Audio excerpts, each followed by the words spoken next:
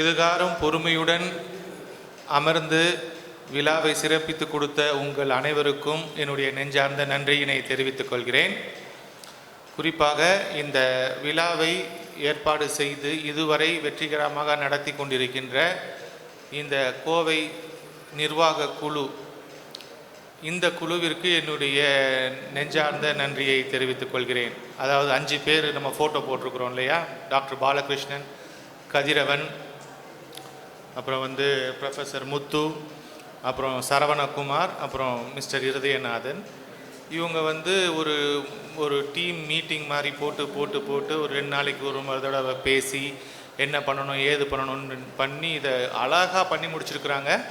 Once again நான் முருகப்பெருமானுக்கும் கௌமார மடாலயத்திற்கும் என்னுடைய சிரம் தாழ்ந்த நன்றியையும் வணக்கத்தையும் தெரிவித்துக் கொள்கிறேன்.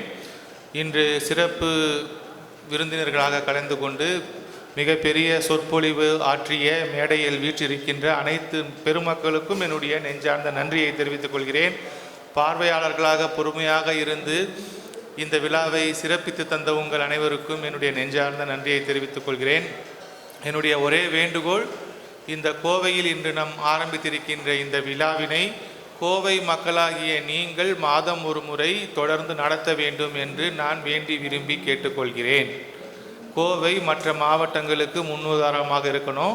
நான் மற்ற மாவட்டங்களுக்கு போய் இதை ஏறெடுக்கும் பொழுது, இதை செய்யும் பொழுது கோயம்புத்தூரில் செய்கிறாங்க நீங்கள் பண்ணுங்கள் அப்படின்னு நீங்கள் லீடர்ஷிப் எடுத்து பண்ணணும் அப்படின்றத நான் கேட்டுக்கிறேன்.